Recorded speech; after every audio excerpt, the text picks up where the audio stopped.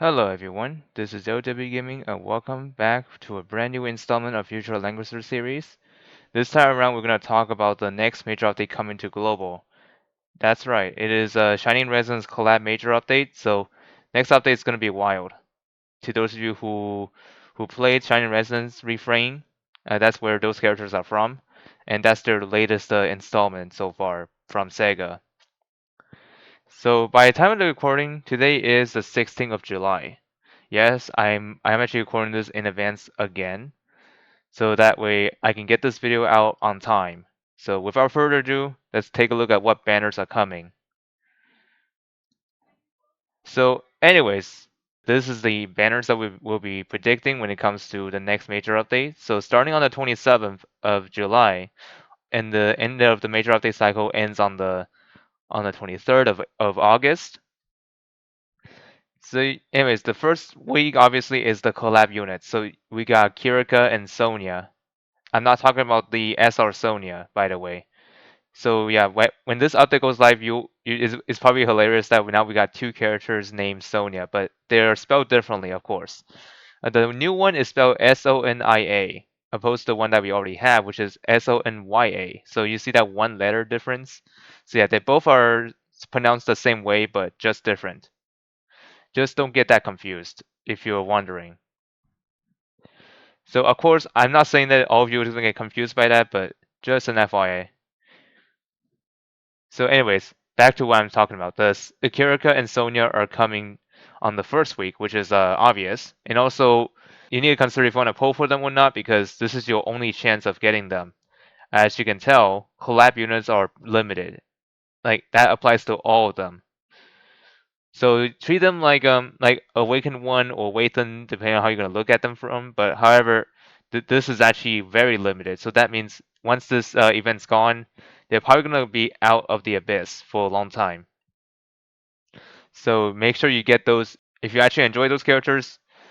But anyways, I could tell you a little insight of what they do because I kind of see how they function in game from the trailer, of course. So for Kirika, she's more like an AOE archer type of play style, while Sonya is more like a tank with a one revive trigger. So she's basically a typical tank, kind of like close to Christiane or some sort. But we'll see how it goes. No, but anyways, the next week, which is on week 2, starting on August 3rd all the way to August 16th.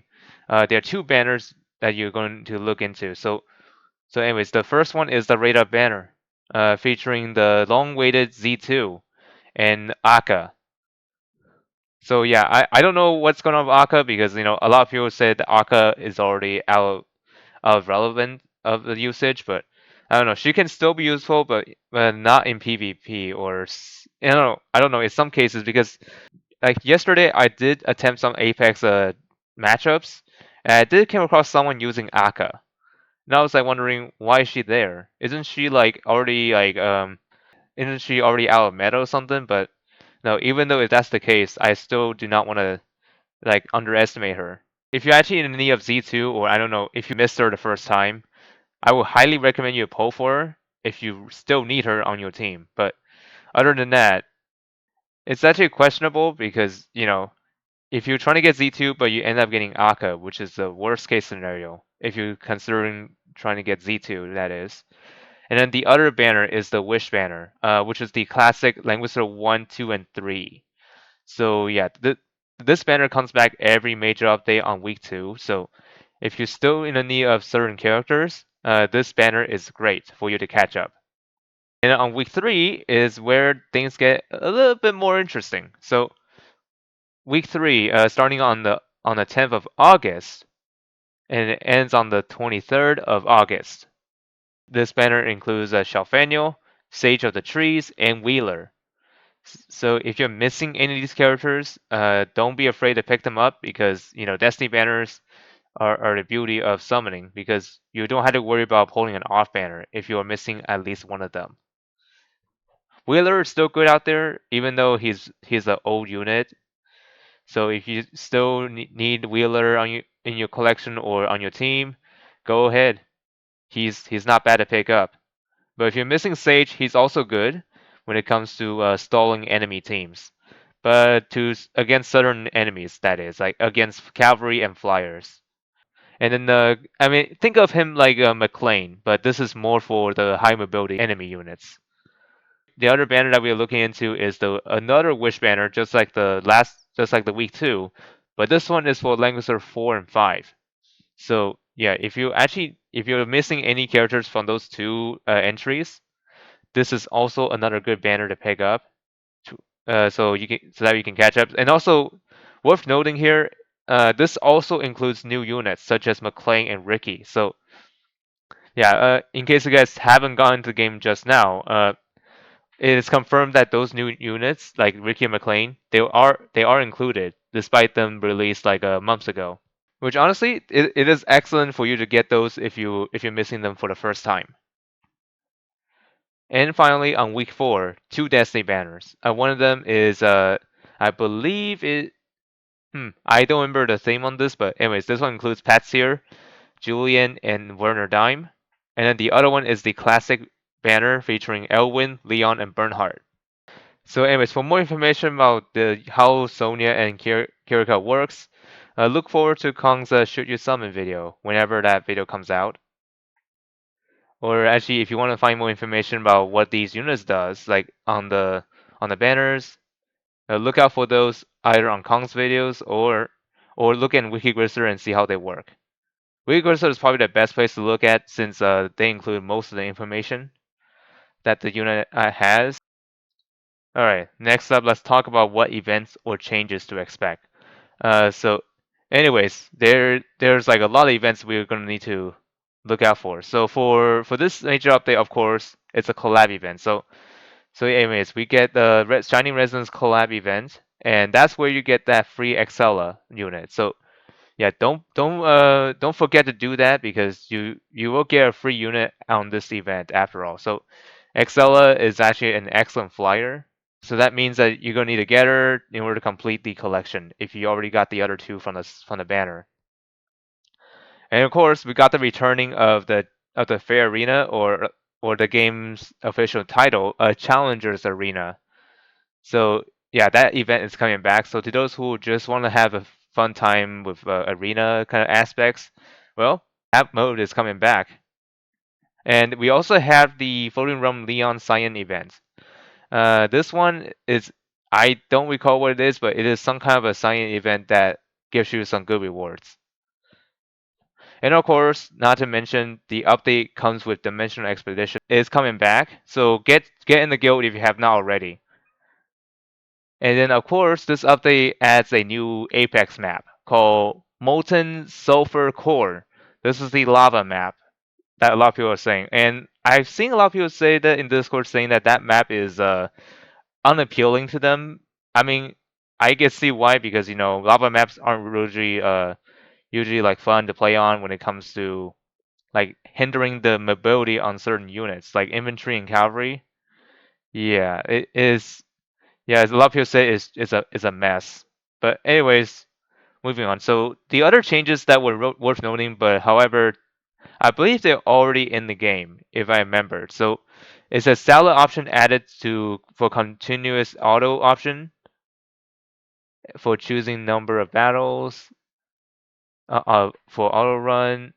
So yeah, so I can as you can see here, those two are already in the game. So yeah, I list them gray so that way it's worth noting because they were on Wiki Wizard. But I just want to get this out there, just let FYI, in case if you guys think I forgot about them, I'd have not. But they are already in the game, just to let you know. And also let's talk about the confessions and exclusives that are coming in the update. So the first one we got is for Theon and Leo Beck. So yeah, these two units, when they were first launched, they were quite skippable. And Zilong saw that and they decided, you know what, we should probably give them an exclusive right away, so that way it will make them much useful now. So, anyways, let's see what they did with them. So first off, Theon, HP plus 10%. After recovering the spinner, damage received is reduced by 20%. At the end of the action, a spinner is generated at a random enemy within 10 blocks.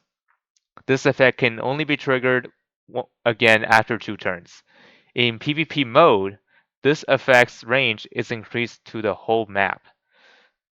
So as you can see here, Theon's is exclusive might actually put him in a certain meta spot, but anyways, we'll see how it plays out with this exclusive, because as of right now, if you don't have his exclusive, he is not that useful.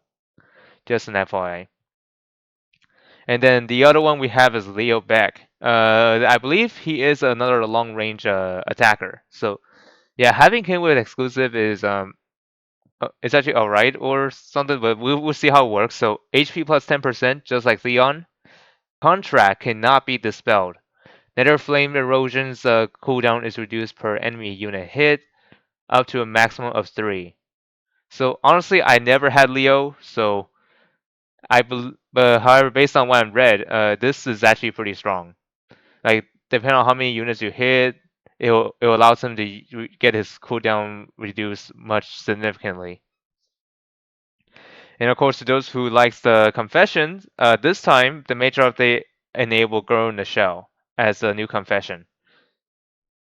So yeah, if you actually like Lucretia 2 or just Girl in the Shell in general, she's actually not bad to confess, but I don't think confession will actually increase their stats at all, other than showing you the picture of how they feel. That is. Okay, next up, let's talk about casting pattern skills. Yes, I'm trying my best to go through all of these because there's so much stuff to digest. So anyways, first up we got Sumire Kenzaki. I'm sorry if I mispronounce it because it's been so long I've spoken her how to pronounce her name, but I'm pretty sure it's Sumire. If my microphone didn't pick up my voice wrong, that is. Anyways, attack and defense plus 5%. Dance of the Dragon and Nirvana effects cannot be dispelled and last one extra turn. So previously, without this casting pattern, Sumire is basically rendered useless because her guard skill and other stuff are getting dispelled left and right. So with this casting patterns, that'll give her an edge in battle. So yeah, and not only that, her effects will last one extra turn as well. So yeah, Sumire Kenzaki fans, if you actually use her lately, then look forward to this casting patterns because it is super strong. Not gonna lie. Try to pair this with a balance blade and see how big she can hit. How big of a radius she can hit, I mean. So yeah. Next up, let's talk about King of the Red Moon. His int increases by 5% when the blood crystal protection is triggered. All skills cooldown -3. Yep, it's pretty straightforward and it's actually quite effective when you're trying to get your skill back instantly, or depending on what skill you're trying to refresh, as long as your blood crystal protection is triggered.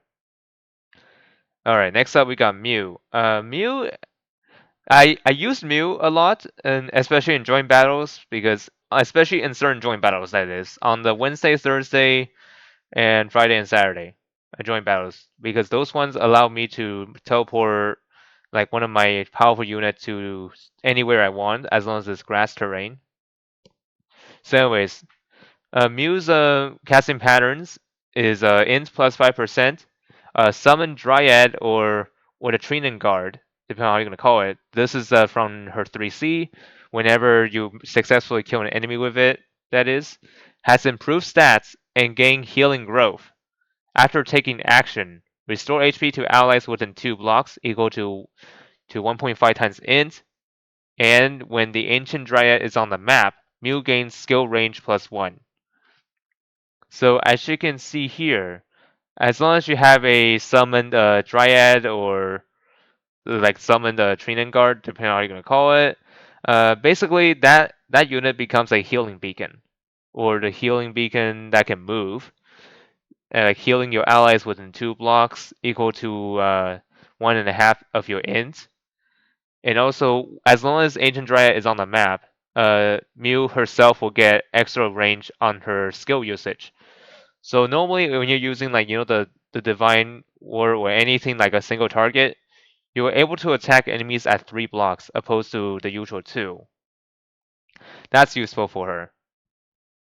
So I'm actually quite happy that she got that improvement. But anyways, in the previous episode where I talked about the Muse like Muse casting pattern skill, I was a little confused of how what it does. But thankfully, thanks to Wikivizor, it kind of clear up most of the confusion because probably just some translation errors that made this kind of strange. That was back in March, by the way. And finally, we got Mario. Hers has been overdue, and finally she's getting a some kind of casting pattern treatment. So her skill, what it does, it increases her attack by 5. After the Holy Wrath directly kills the enemy, you will get Holy Wrath at the end of the action. Otherwise, the enemy will be unable to act for 1 turn. So yeah, Mario's is pretty universal. So if you're able to kill an enemy, you will get Holy Wrath after you finish your action. But however, if it's the other way around, the enemy will be stunned instead for 1 turn. So yeah, this is actually really strong. Not gonna lie, I believe Mario really deserved this because Mario has been fell out of the meta ever since. But I think with this change, I think I was starting to see a lot of people using Mario when this update goes live. But I don't know. It really mostly depends on how you're gonna cast her. That is because not everyone got the same level of castings. Just an FYI. But I could imagine a lot of people could just bring her in one of those boxes to slot her in for for all those madness happening. But of course, the stun could actually be avoided if you use Wilson Seal. But other than that, I think Mario has a spot in Apex. But who knows? I might be wrong. And also same with Sumire Kanzaki. Because now her guard skill cannot be dispelled if you fully cast her. So yeah, Balanced Blade is gonna be crazy on her. Like I will highly doubt that. Anyways, before we go, I just want to note about the reminder of the next update after this one goes. So the next update is going to be featuring the two units, Tatalia, I believe, and also Ninth.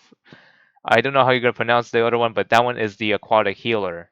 So I don't know if this is actually right or not because I wasn't sure if we ever have an aquatic healer before. Correct me if we already have, but that's to my best of my knowledge. So if you actually like those characters, some of them if you like, but just the FYI, if you plan to skip them, don't worry. They will be coming back in the near future, but for now, we're not sure when they're going to be coming back. Until then, hope you all find this video informative, and I'm sorry that it might be taking longer than usual because I'm trying to get everything out of the way as soon as I can.